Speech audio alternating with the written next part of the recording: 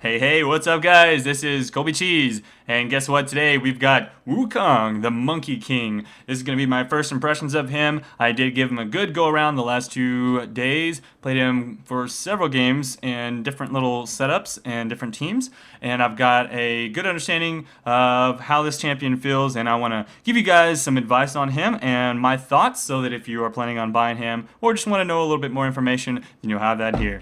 So if you've had a chance to see Monkey King in a game or watch the Champion Spotlight, you know some of his abilities are pretty interesting and slightly unique.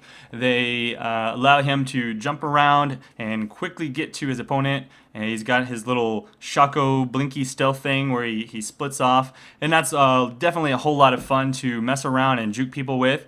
And then he's got your standard melee champions reset my auto attack Q ability, with the extra damage, just like Trundle or Nessus or a lot of those other champions to do that type of similar thing.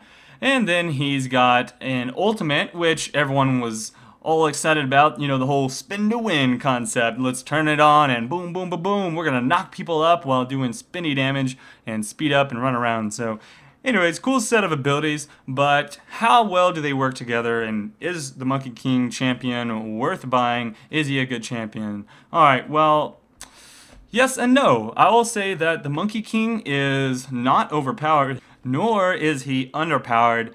So what does that mean, Kobe Cheese? Is he balanced? I'd say he's okay. He's in an okay position. Let me give you my thoughts on where he stands. Alright, he feels to me kind of like a Lee Sin without skill shots. He's kind of like a champion that will jump in on you and do some decent melee damage, but without having to land that skill shot. With the caveat of this Monkey King is a little bit squishier. He doesn't have the life leeching that the Lee Sin has. He doesn't have the shield, and also he loses out on a little bit of range, which is the case with pretty much any skill shot. Skill shots are generally going to be longer range and higher damage to compensate.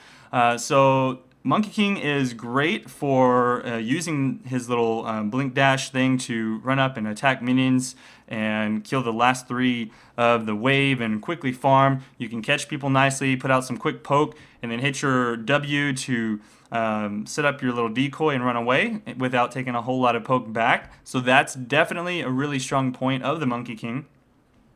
But is he better than someone like Lee Sin, or why would you play him rather than Lee Sin? Well, I don't know. I guess if you suck at skill shots and you don't like Lee Sin, then you might play the Monkey King. Also, maybe you like monkeys rather than real people. I don't know. That's your choice. Now, the Monkey King, he can't really jungle. I mean, he can technically, but it's not going to be in your best interest. If you're going to be playing the Monkey King, you're going to go either to the duo lane or possibly the top lane solo. Alright, so how does he actually work in the top lane solo? There's a lot of really good champions that can go top lane solo that will shut him down quite badly. Why is this? Well, let's take a look at the champions that do well in the top lane. Champions that have one of two things. Either really long range that they can farm at from safety and get away without taking too much harassment in return, or champions that have really good sustain ability or shield, so people like Jarvan who can pop that shield and not take any damage, or people like Udyr and Warwick who can heal themselves up really easily. And so those are the champions that do really well in that top lane, and those are the champions that are going to probably beat the Monkey King and the lane. However, he can also beat other champions that are not technically OP in the lane. So if you lane against like a Katarina or something like that, you probably wreck them pretty good. If you lane against some mages, you might be okay. Probably not a Malzahar, obviously. He wrecks pretty much everyone in the lane. But there are some cases where going top lane would work out. I prefer to play him in a dual lane with a support that can help me out, or with like a Leona who can do some pretty big damage, because you are that early game bursty champion. Whenever I'm playing Monkey King, I tend to level up my E ability first. This allows me to farm quite easily, and it's the only ability that you're going to use consistently that actually has scaling on it. Now, his Q can do quite a bit of extra damage. It goes up to 150 at rank 5. But the only thing with that is that, of course, it is you have to be up in their face to use it, and it doesn't have that scaling, and there's no AoE on it. So early game, your focus should be on getting as much creep kills as possible. Of course, if you can kill champions, that's always great. But the E, as I said, has great scaling, and it's going to do good damage to champions at max rank, so there's no reason not to level that one up first. Alright, so as I go into the lane, I will generally pick up boots and 3 health potions. That gives you the ability to run in, smack some people around, and run out. You can take some harass and use those health potions if necessary. Only reason you want to do that, maybe if you're with like a Sona or a Soraka that could just heal the crap out of you, you might start with a Doran's Blade, because what I do after that, well, this can kind of be up to you, but I would say either go for 2 more Dorans after your boots and 3 health potions, or you can just go into a Brutalizer. Brutalizer will give you a pretty big damage boost early game, whereas the Dorans give you a little bit more sustainability and some health, and so that's always good. It's kind of your choice on that one. Of course, the Brutalizer can be turned into a Ghost Blade later, which is nice, although I don't always find it in my best interest to run in on Monkey King and just start auto-attacking for long periods of time. I'm more of a jump in, smack someone once or twice, and then get the hell out of there, because you are very squishy, and that's just the way I play him. So after that, I do like to build into a Trinity Force. He does feel like a Trinity Force champion. Again, he's a quick, bursty AD champion. So you run in with your E, boom, auto attack him, and then hit your Q, bam, smack him again. That's your combo. And then generally what you want to do if you are in a dangerous situation is to instantly W and get the hell out of there. Another thing that you can do is, if it's just one person, obviously you're going to sit there and just whack on him, because Monkey King is really strong in a one-on-one situation due to his different escape mechanics and stuff like that. The only thing about the Monkey King that I don't like is his ultimate. His ultimate seems like it would be very strong, but the reality of the matter is that it is not. It is very easily interruptible. If you get silenced, or if you get knocked up, or stunned, or anything like that, it will instantly cancel your spin, unlike someone's spin such as Garen, who can continue spinning, or like Pantheon with his E, where he'll continue swinging his spear around even if he's stunned. It's not the case with the Monkey King, so you're very easily shut down. Also, another problem with his ultimate is that, yes, it can knock you up. However, it doesn't have anything to follow up on it, so the knockup's really not that big of a CC device. It's very short. I mean, the knockup is like boop boop and I'm back. Whereas if you take someone like Alistar, when he knocks people up, they get stunned for like a second afterwards, and that's what makes that super useful. So Monkey King's ultimate, it's very low damage, and it is also very dangerous to you, because once you pop that thing, you're like a big target. Like, hey, focus me. Every time I've ever tried to use my ultimate in any type of a team fight as Monkey King, I'm instantly focused down and killed.